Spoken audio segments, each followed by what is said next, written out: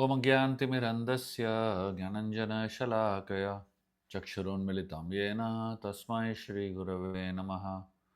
नमो विष्णुपदाय कृष्णप्रेष्ठाय भूतले श्रीमते भक्तिवेदान्तस्वामिनिति नामिने। नमस्ते सरस्वतीदेवे गौरवाणि प्रचारिणे निर्विशेषशून्यवादी पाश्चात्यदेशतारिणे। जय श्री कृष्ण चैतन्य प्रभु नित्यानंद श्री अद्वैत गदाधर श्रीवास आदि गौर भक्तवृंद। हरे कृष्णा कृष्णा कृष्णा हरे हरे, हरे रामो राम रामो हरे हरे। हरे कृष्णा। आप सभी का स्वागत है आज की मॉर्निंग प्रोग्राम में। आज मकर संक्रांति है और आज बहुत ही शुभ दिन है बहुत सारे तरीके से। और आज सततिल एकादशी भी है। और आज हम चैतन्य महाप्रभु के संन्यास लीला के बारे में बात करेंगे जो आज ही के दिन हुआ था। तो आज हम चैतन्य महाप्रभु ने संन्यास क्यों लिया, उसके पीछे जो अंदरूनी कारण है जो किसी को पता नहीं है, उसके बारे में हम चर्चा करेंगे। ये जो चैतन्य महाप्रभु का जो अंदरूनी कारण संन्यास का है वो जानव माताजी के जो एक शिष्य है जिनका नाम है श्री नित्यानंद दास, उन्होंने बताया। और उन्होंने एक किताब में बताया जिसका नाम था प्रेम विलास। और इस किताब में एक कन्वर्सेशन है, एक वार्तालाप है चैतन्य महाप्रभु और लोकनाथ गोस्वामी के बीच में। इस वार्तालाप में चैतन्य महाप्रभु लोकनाथ गोस्वामी को बताते हैं कि क्यों उन्होंने संन्यास लिया। एक बार लोकनाथ गोस्वामी के साथ अपना बहुत ही निजी सोच विचार चैतन्य महाप्रभु बांट रहे थे और बता रहे थे कि उन्होंने उनका जो अंदरूनी कारण है संन्यास लेने का वो क्या है। चैतन्य महाप्रभु बता रहे थे लोकनाथ गोस्वामी को कि मेरा जो मिशन है इस पृथ्वी में आने का, ये रूप लेने का, वो मैं किसी को बता नहीं पा रहा हूं, लेकिन मैं आपको बताना चाहता हूं। चैतन्य महाप्रभु बताते हैं कि वो गौड़ देश इसके लिए आए ताकि राधा रानी का जो सोच है, विचार है, जो भावना है, उसको महसूस कर सके। तो राधा रानी का जो विरह का जो भावना है उसको कृष्ण महसूस करना चाहते थे, क्योंकि राधा ने कृष्ण के लिए सब कुछ छोड़ दिया था। राधा ने कृष्ण के लिए अपना परिवार छोड़ दिया, राधा ने कृष्ण के लिए अपना संपत्ति छोड़ दिया, और राधा ने अपने आप को सर्वस्व सब कुछ कृष्ण के लिए उन्होंने न्यौछावर कर दिया और पूरी तरह कृष्ण की सेवा में लगी हुई थी। और कृष्ण के जो विचार थे, कृष्ण के बारे में वो सोच जो रही थी, इतना तीव्रता से सोच रही थी कि वो खा भी नहीं रही थी, पी भी नहीं रही थी, कुछ भी नहीं कर रही थी, और बहुत ही दुबली और पतली हो गई थी। और वो अपना जो सौंदर्य है, उनका जो रूप है, उसके बारे में भी नहीं सोच रही थी। तो राधा रानी जो है किसी और को देखना भी नहीं चाहती थी, इतना वो तीव्रता उनका इच्छा। और किसी पुरुष को तो बिल्कुल ही नहीं देख रही थी। और राधा कृष्ण के विरह में थी, कृष्ण का जो संग है वो प्राप्त करना चाहती थी। तो वो कॉन्स्टेंटली कृष्ण का नाम जप कर रही थी। और कृष्ण से उसको गुस्सा भी आ रहा था, क्योंकि वो कृष्ण का साथ रहना चाहती थी, कृष्ण का नाम जप कर रही है और कृष्ण उनको दिख नहीं रहे हैं, तो राधा रानी को गुस्सा भी आ रहा था। तो वो कृष्ण के बारे में सारे जो वहां पे फूल लगे हुए हैं, पौधे लगे हुए हैं और यमुना नदी बह रही है, उन सबको जाके कंप्लेन कर रही थी कृष्ण के बारे में। और राधा रानी जो है कृष्ण के प्रति जो विरह है वो एक दिन भी नहीं सह सकती थी। उसको एक दिन का जो विरह है ऐसा लगता था कि 100 साल बीत गया है। इस तरह का राधा रानी का जो विरह था वो इतना तीव्र था। और ये जो विरह था वो और कोई समझ ही नहीं पाता था। ये विरह जो था सिर्फ गोपियां समझ सकती थी, वो इतना तीव्र विरह था। और इस विरह के कारण और इस प्रेम के कारण भगवान जो है राधा रानी के अधीन हो गए थे। और महाप्रभु कहने लगे ये जो अधीनता है, क्योंकि मैं उसका ऋणी हूं, ये मुझे बहुत ही निराश कर रहा है। तो ये पहला कारण है क्यों वो संन्यास बाद में लेते हैं। लेकिन एक और कारण है जो महत्वपूर्ण कारण था। महाप्रभु बताते हैं लोकनाथ गोस्वामी को, एक बार एक ब्राह्मण था जिसने महाप्रभु को, जिसने कृष्ण को बहुत क्रिटिसाइज किया था। और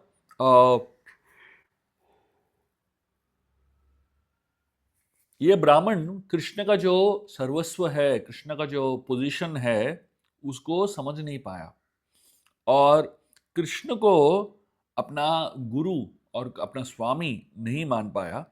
और उनके जगह पे, कृष्ण को पूजने की जगह पे वो अन्य देवताओं की पूजा कर रहा था।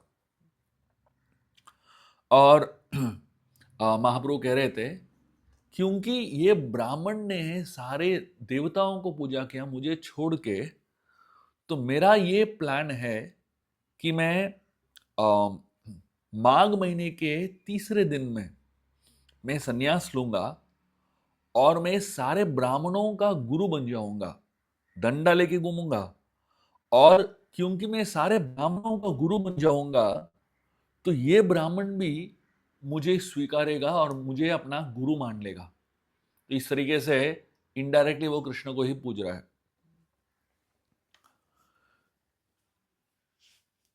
तो महाप्रभु कहते हैं कि ये जो है बाह्य विचार है, क्यों कि मैं क्यों संन्यास ले रहा हूं।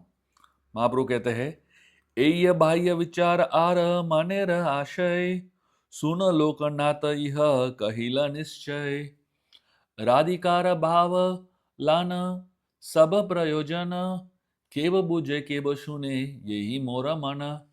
वो कहते हैं ये मेरा बाह्य कंसिडरेशन है। और कहते हैं हे लोकनाथ आप सुनिए, राधा रानी का जो भाव है उसको स्वीकार करना मेरा एक ही लक्ष्य है। और इस मानसिक स्थिति को समझने के लिए कौन है? वो कहते हैं मोरा अंगेर वर्ण वसन राधा गाया, यही लाग नील वस्त्र सुके अति पाया। राधा रानी जो है वो नीली कलर के कपड़े पहनती है, वस्त्र पहनती है। वो नीली कलर की वस्त्र क्यों पहनती है? क्योंकि उस नीली कलर वस्त्र को पहनने से उसको लगता है कि कृष्ण उसको आलिंगन कर रहे हैं। कृष्ण का रंग जो है नीला है, तो राधा रानी जो है नीली कलर का कपड़ा पहन रही है, ये सोचते हुए कृष्ण मेरे पास है। और इस तरीके से राधा रानी को थोड़ा सा एक सुख मिलता है। लेकिन महाप्रभु एक और बहुत ही सूक्ष्म वर्णन कहते हैं, ये अभी तक किसी को पता ही नहीं है। आप लोगों को ये सीक्रेट पता होने वाला है अभी। महाप्रभु कहते हैं आमारा विच्छेदे पर अरुण वसन, आपन एक निज दासी मने सर्वक्षण। लेकिन जब राधा रानी का जो विरह बहुत ही ऊंचे स्तर पे पहुंच जाता था, बहुत ही ज्यादा विरह होता था, तो राधा रानी जो है सैफरन कपड़ा पहनती थी। और उस समय राधा रानी अपने आप को कृष्ण का दासी मानती थी।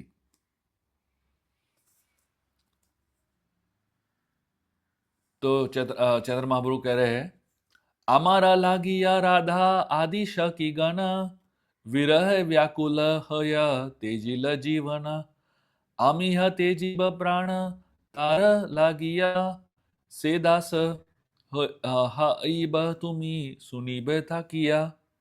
कहते हैं राधा रानी से विरह और गोपियों के विरह में मैं खुद अपना जीवन त्यागने वाला हूं, और मैं वो ही स्थिति में रहने वाला हूं जो राधा रानी उस स्थिति में थी। कहते हैं दारिब तार कांति पारिब अरुण वसन हईब तार दास आनंदित मन।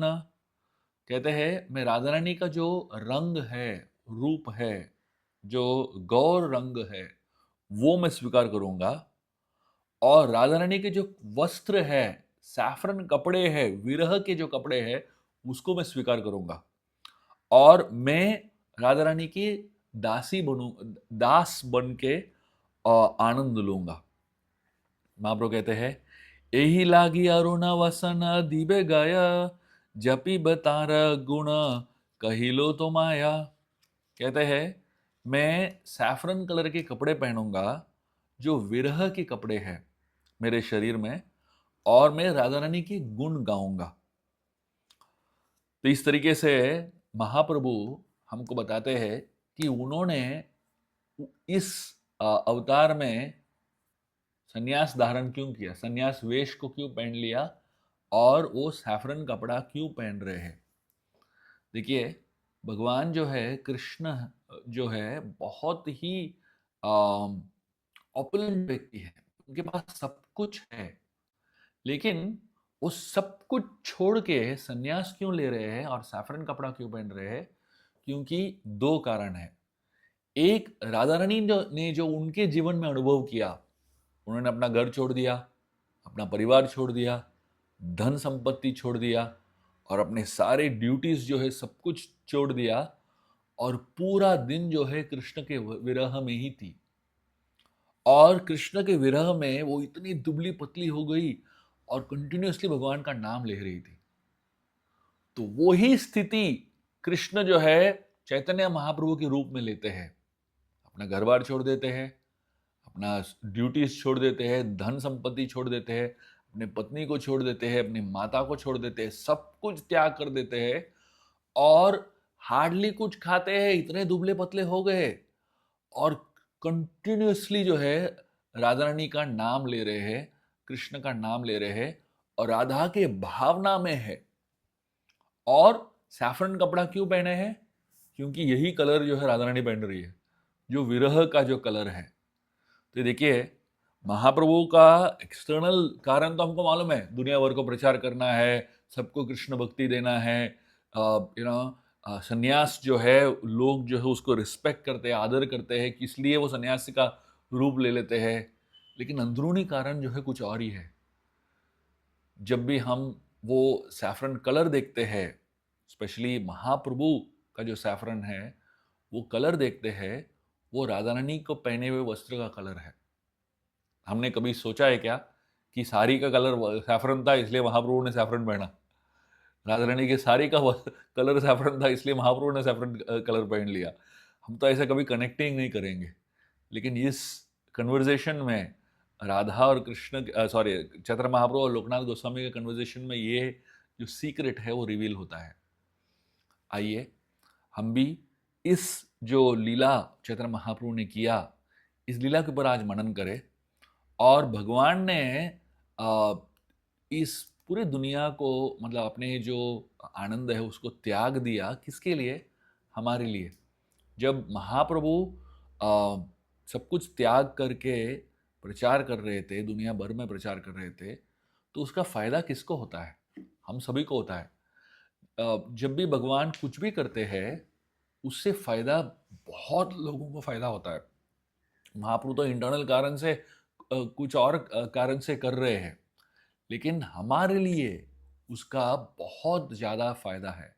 चैतन्य महाप्रभु इस पृथ्वी में हरिनाम संकीर्तन को लेके आते हैं, और उस हरिनाम संकीर्तन से आज भी हजारों हजारों लाखों लोगों को फायदा हो रहा है, उसका अनुभव मिल रहा है।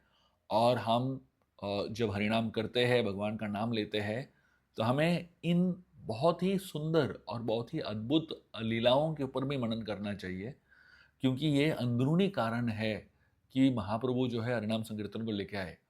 तो इससे भगवान की जो मूड है, कॉन्शियसनेस है, चेतना है, वो भी हमें समझ में आता है। और इस कहानी के माध्यम से हमें महाप्रभु की जो थोड़े से इंटरनल मूड है, कॉन्शियसनेस है, वो भी समझ में आता है। ये कहानी जो है प्रेम विलास करके किताब है, जो श्री नित्यानंद दास जो जानव माता जी के शिष्य है, उनसे उनके द्वारा लिखी गई कहानी है।